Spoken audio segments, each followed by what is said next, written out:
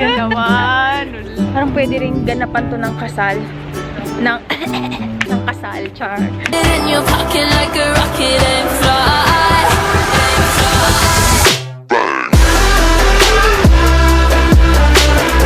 Opo, okay na yung baon mo?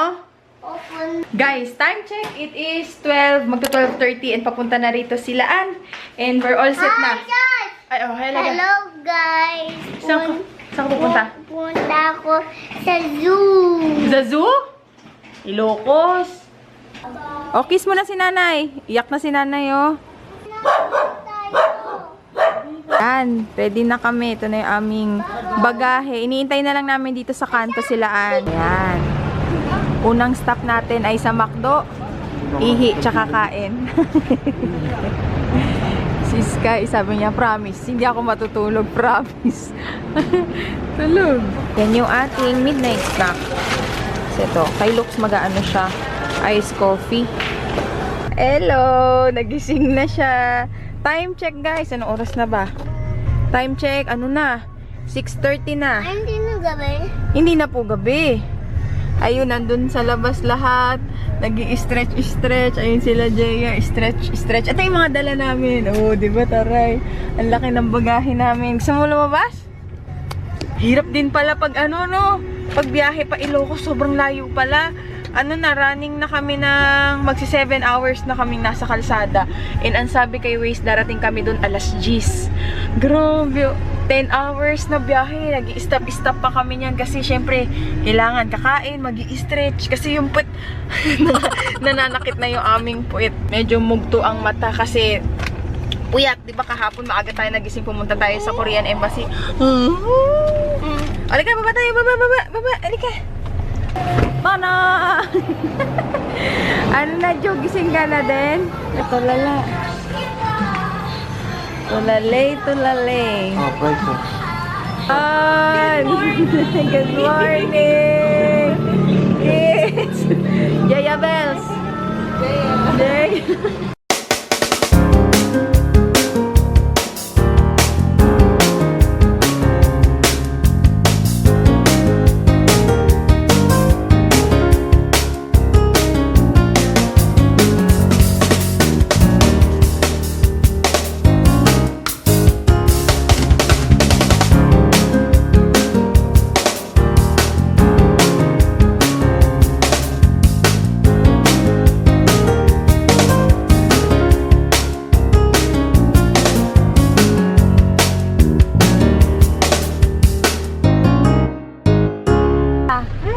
Andito na tayo.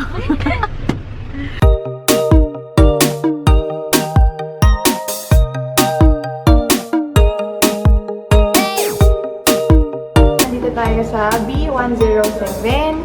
Mag-ano muna tayo, hotel room tour. Ito yung CR. So there. Ayan siya. Paglabas natin ng CR, nandito yung ating cabinet. Pwede natin ilagay yung mga damit-damit.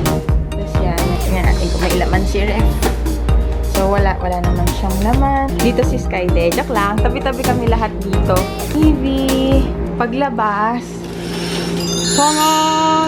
Swimming pool. Pahinga muna konti. So, swimming, mainit. Yan guys. Ang ganda. Hello, sir. Hello. Welcome to Ilocos Norte. Watermelon shake.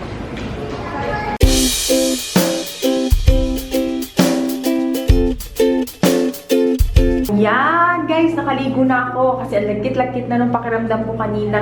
And nagpalit lang ako dito sa pantulog ko para komportable, tsaka medyo malamig kasi naka-aircon tayo. Pero nakalimutan namin magdala ng Joy. Yung Joy na antibac kasi yung pinanlilinis ko dito. So, ayan lang. Ito yung mga dinala ko. Shampoo.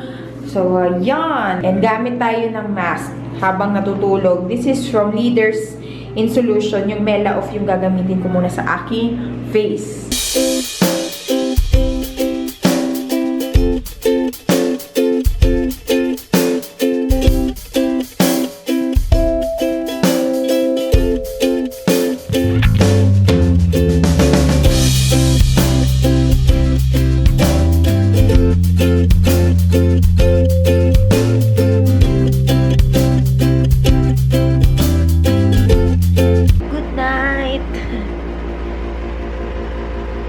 Hello! Gising na ako and nag-i-straight ako ng aking buhok. Ito yung aking gamit.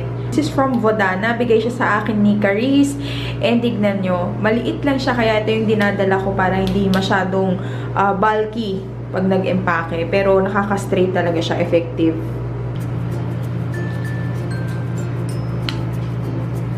Tapos pwede rin pag gusto nyo medyo i-curl yung dulo.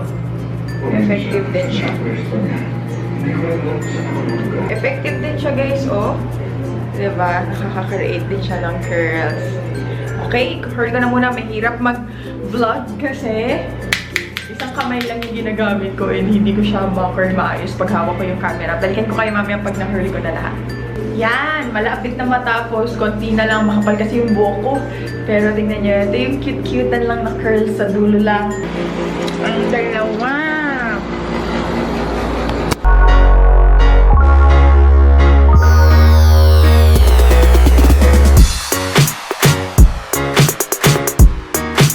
Nagpalit na ako ng damit, mga sis. Ito yung nabili namin kahapon sa Market. 300 pesos lang. So, bumili na ako ng 4. Iba-ibang kulay lang, tsaka design. Pakita ko sa inyo bukas. Yun yung mga susuotin ko. Puro floral. So, okay. Let's go. Mag-makeup na tayo.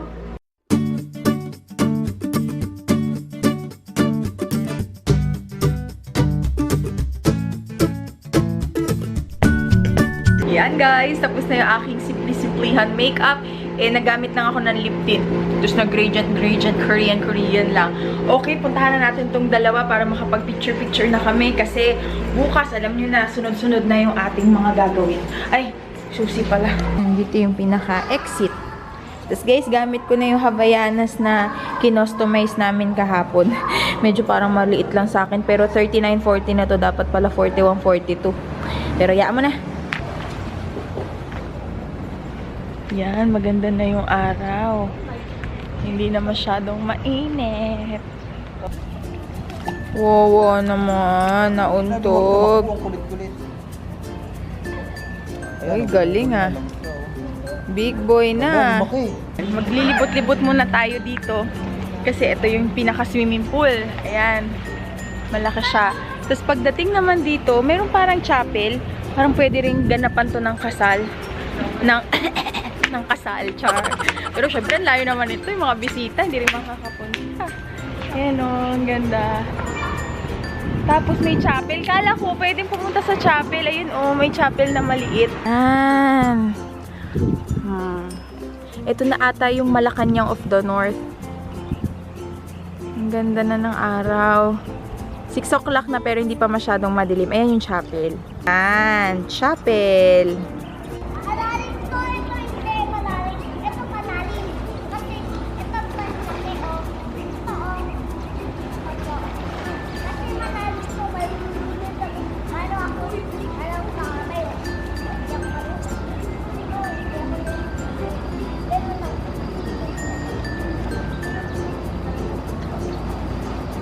Picture. Wee-wee!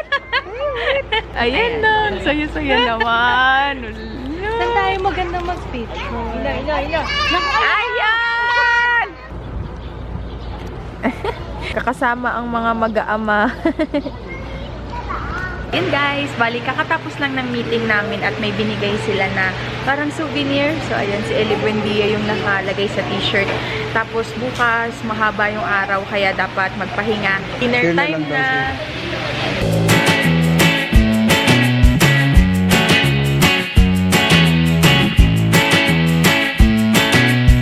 Alam nyo ba, nung taong 1986, dito sa eksaktong tinatayuan ko, daw nung kukunin niya yung kasi may natira kami, may tinake out kaming manok.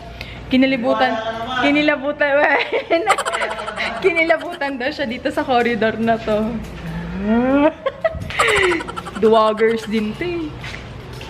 So ayun, mahaba pa naman ang gabi pero bukas aalis tayo alas 9. Ang oras now ay 9 o'clock pa lang, maaga-aga pa, pwede pa kaming Sky, wag makulit, wag makulit. Mag-ano lang tayo. Chill. Dito pala ako sa spotlight. Oh, spotlight! Oh, sarap nung pag bahay mo ganito. Maliligo ka siya? Oo, bahay ko to eh. Yan ang waiter. Nasaan po ang ginto? Ha? Ginto. Saan? Alam mo ba yung ginto? Hello, boss. Bossing. Po, naliligo akong kunari. Naliligo ka kunwari. Sarap. Kuya. Kuya. Taray. Ayan yung itsura pala, guys. Ayan yung mga kwarto, yung mga square na yan. Ay, naku ka. Ang ganda pala no pag napaulibutan ng Bougainvillea yung mga building. Ito naman yung sa kabila.